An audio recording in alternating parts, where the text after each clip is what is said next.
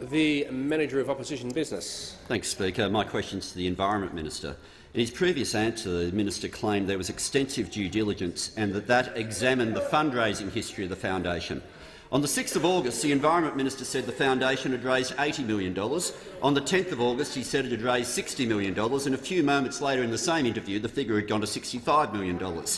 When the minister can't even give a straight answer on how much they raised, yet says this was part of the due diligence, how can the government claim there was any due diligence on a foundation they didn't even contact? The Minister for the Environment and Energy.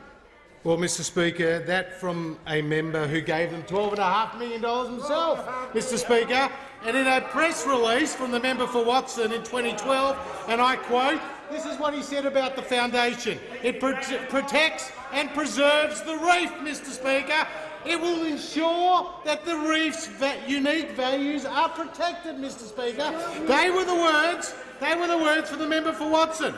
And, Mr Speaker, when we announced our $500 million for the reef, what do you think the member for Sydney said? Always good for a quote. She welcomed the additional funding, Mr Speaker. She welcomed the additional funding. Now, Mr Speaker, when it comes to the amount of money that the foundation has raised, we do know that it is Australia's largest reef charity, and we do know that Anna Marsden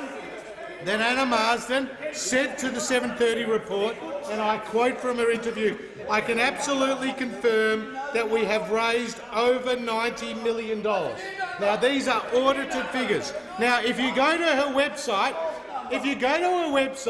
we are the lead fundraisers for the Great Barrier Reef, and over 18 years have raised over $90 million. Now, Mr Speaker, when it comes to the breakdown of their funding, we know that about two-thirds have come from private and philanthropic sources, Mr Speaker. We also know that the state government of Queensland has contributed quite significantly, Mr Speaker. So the fact is the foundation has raised tens of millions of dollars from the private sector and from the philanthropic sector, Mr Speaker, and has had money from both the federal government when Labor was in power, from the federal government when we're in power, and from the state Labor government.